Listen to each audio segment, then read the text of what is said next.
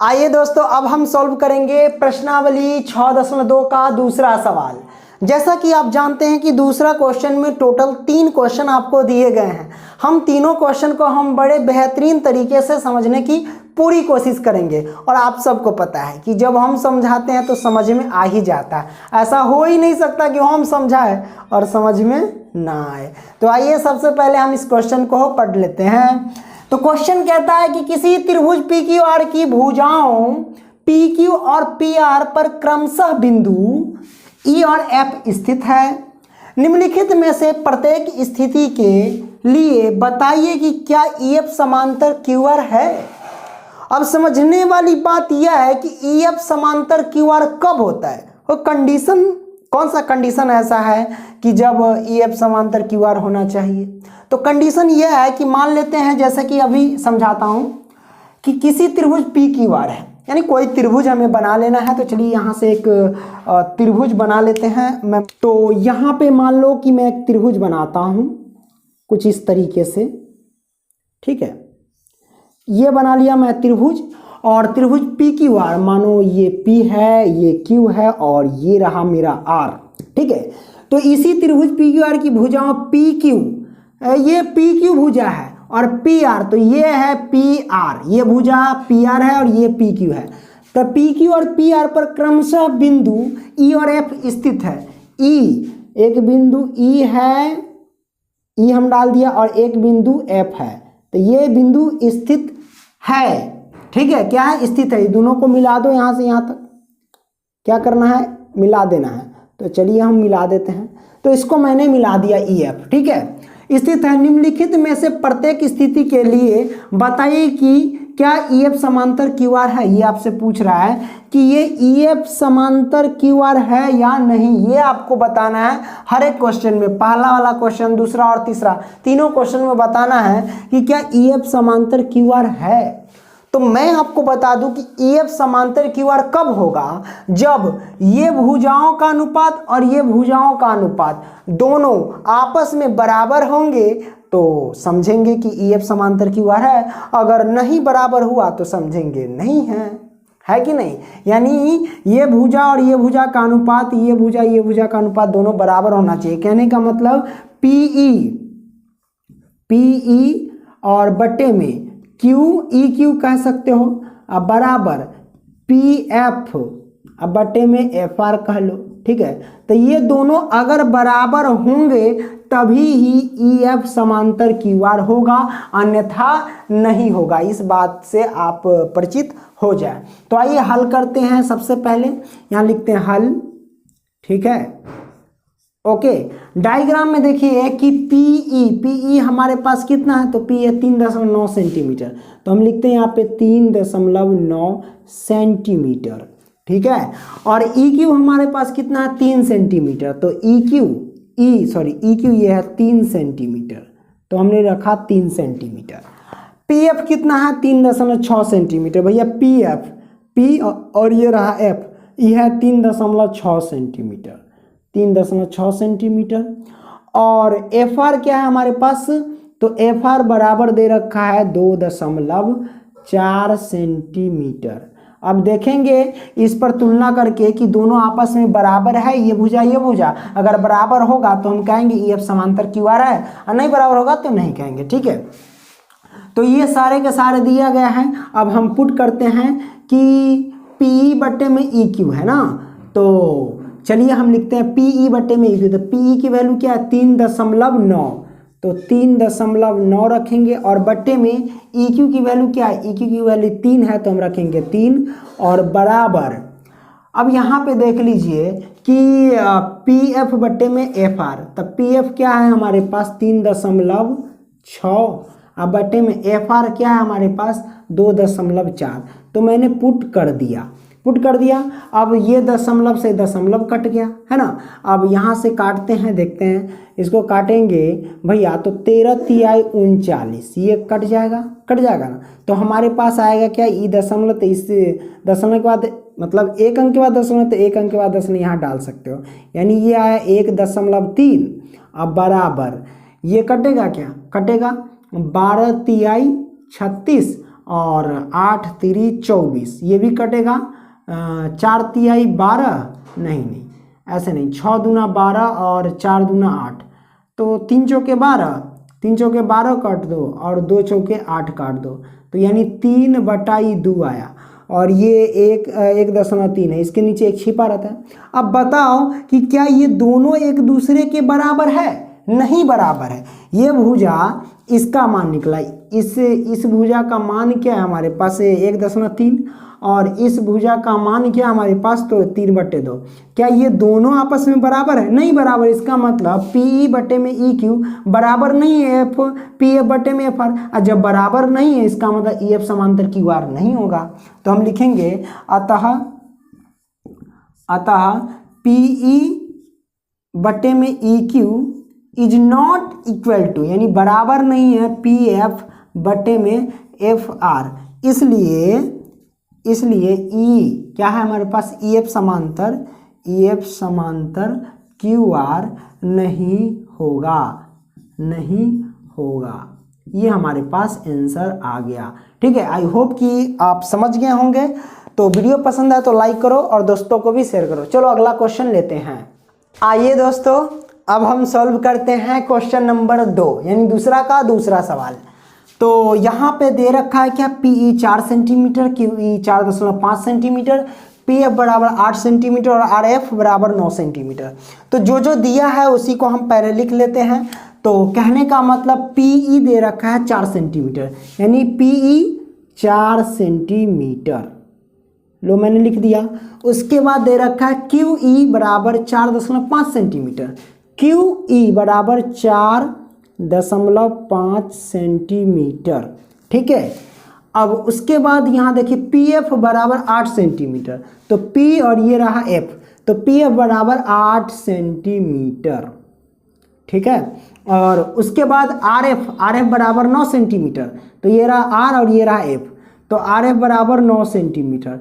ध्यान देने वाली बात है कि FR कहो या RF कहो, दोनों एक ही बात है, इसलिए ज़्यादा टेंशन नहीं लेना है। अब इसी में जांचेंगे कि ये भुजा का अनुपात और ये भुजा का अनुपात दोनों आपस में बराबर है क्या? अगर बराबर होगा तो EF समांतर QR होगा, नहीं बराबर होगा तो नहीं होगा। ठीक है, तो आइए हम यहाँ से लिखते हैं हल और सॉल्व करते हैं। ठीक है, तो यहाँ पे देख लो कि PE बटे EQ, तो PE हमारे पास के वही ना रखेंगे, PE बटे में EQ। ठीक है, या फिर PE बटे में QE कहो, कोई एक ही बात है, कोई दिक्कत नहीं है। मतलब कुल मिला के कहा जाए तो ऊपर 4 है तो 4 लिख लो, और बटा में नीचे क्या है 4.5, तो 4.5 लिखो, और बराबर फिर हमारे पास ऊपर क्या 8 है और उस साइड क्या 9 है, तो 9 लिख लो। देखते हैं कि दोनों बराबर होता है या नहीं। दिखने से क्या लग रहा है पता नहीं है या नहीं, देख लेते हैं चेक करके। अच्छा, आपको मैं बता दूं कि अगर यहाँ पे देखा जाए कि दशमलव है, अगर नीचे से दशम हटाएंगे तो ऊपर एगो 0 पड़ेगा कि नहीं पड़ेगा? बिल्कुल पड़ेगा। तो मतलब 40/45 आ गया। क्या इसको 8 पंचे 40 काट सकते हैं? बिल्कुल कटेगा।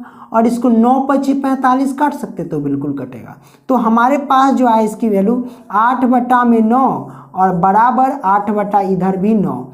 कहने का मतलब कि दूसरे वाले क्वेश्चन में ये दोनों आपस में बराबर है। कहने का मतलब इसका मान जो है ये 8/9 और इसका भी मान जो है वो 8/9, तो दोनों एक दूसरे के बराबर है। जब बराबर है तो इसका मतलब EF समांतर QR होगा। तो हम लिखेंगे अतः EF क्या है? ये PE है ना, लिखेंगे PE है ना बटे में EQ, अब बराबर PF अब बटे में FR या RF कहो, कोई दिक्कत, सब एक ही बात होता है, RF। ठीक है, तो दोनों क्या है बराबर है, इतना हो गया। तो इसलिए हम क्या लिखेंगे कि EF समांतर या पैरेलल QR है। ठीक है या हाँ में लिख सकते हो आंसर, हाँ है लिख दो, ऐसे क्या लिख दो, हाँ है। ओके, हो गया हमारे पास आंसर। आई होप कि ये भी क्वेश्चन आप समझ गए होंगे। चलिए अब हम दूसरा प्रश्न लेते हैं, स्क्रीनशॉट मारिए इसका। तीसरा प्रश्न लेंगे। ओके, आइए दोस्तों अब हम तीसरा क्वेश्चन सॉल्व कर देंगे। ठीक है, तो इसको जरा ध्यान से देखिएगा। सबसे पहले हमको दिया क्या रखा है, दिया क्या है लिखते हैं यहाँ पे पहले हल, और जो दिया है उसको हम पहले लिख लेते हैं। तो मेन चीज देखिए कि हमको दिया गया है PQ बराबर, इसमें देखिए कि पी क्यू बराबर 1.28 सेंटीमीटर। पी क्यू का मतलब ये हुआ कि यहाँ से लेकर के यहाँ तक की दूरी दे रखी है पहले से 1.28 सेंटीमीटर, ठीक है। और यहाँ पे गौर से देखिए कि पी ई बराबर दे रखा है 0.18 सेंटीमीटर, मतलब पी और ई। तो पी ई हमें दे रखा है पहले से, हम लिख लेते पी ई 0.18 सेंटीमीटर। पी क्यों लिख लिया? क्योंकि हमको तो जरूरी है कि पी ई और ई क्यू ये निकालना है हमें, तो हमें तो निकालना पड़ेगा ना। अब ई क्यू कैसे निकलेगा, है ना? तो हम लिखेंगे क्या, ई क्यू बराबर क्या होगा, हमें तो ई क्यू निकालना है कि नहीं। तो पी क्यू की वैल्यू क्या दे रखी है, यहाँ से लेकर के यहाँ तक की दूरी में से अगर ई क्यू घटा देंगे, है ना, याद रखिए, सॉरी ई क्यू कह रहे हैं कि यहाँ से लेकर के यहाँ तक की दूरी, यानी पूरे यहाँ से लेकर के यहाँ तक की दूरी दे रखी है कितनी, देख लो पी क्यू की दूरी देख रहे हैं 1.28 सेंटीमीटर। हमें निकालना है ई क्यू। अगर ई क्यू निकालना है यहाँ से यहाँ तक की दूरी निकालना है, तो ई पूरे दूरी में से अगर हम पी ई घटा देंगे तो इतना दूरी बच जाएगा, है कि नहीं, बिल्कुल बचेगा। तो हम क्या करते हैं, घटा देते हैं कि ई क्यू निकाल लेते हैं। ई क्यू बराबर क्या हो जाएगा कि पी क्यू माइनस क्या हो जाएगा हमारे पास पी ई ये हो जाएगा, ठीक है।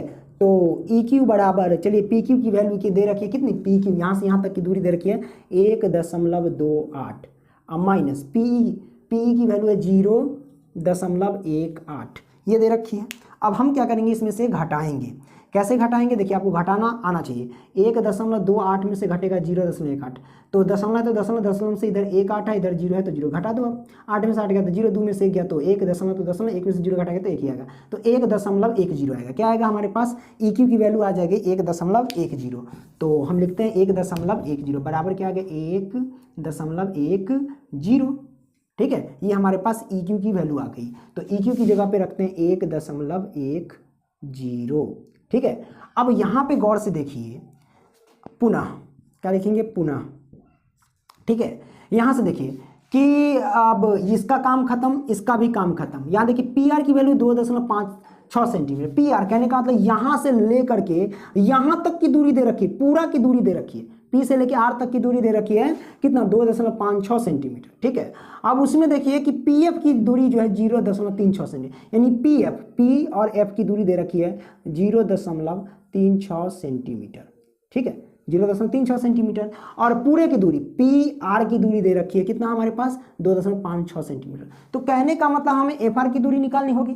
तो एफ आर की दूरी निकालने के लिए यहाँ से लेके यहाँ तक की दूरी में से यहाँ तक की दूरी घटा देंगे तो इतना दूरी बच जाएगा।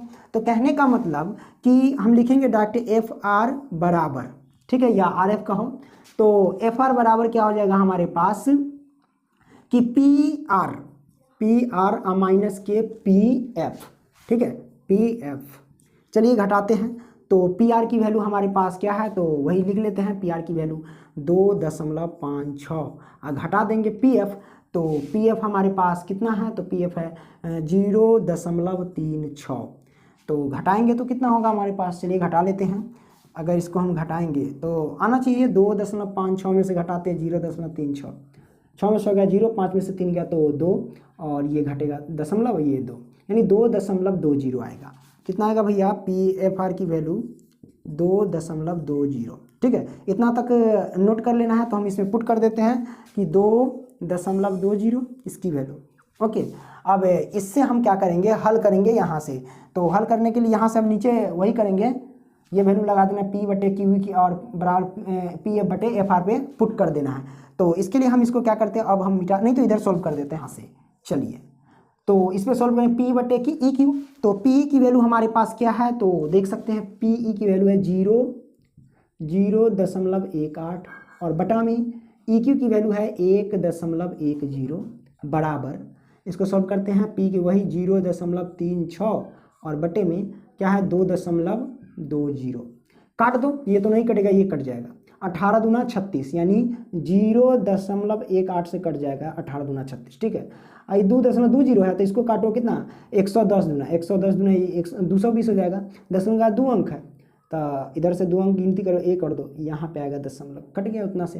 तो हमारे पास आया 0.18 बट्टे में 1.10 अब बराबर 0.18 और बट्टे में 1.10 यह है। तो दोनों मान क्या है, बराबर है भैया।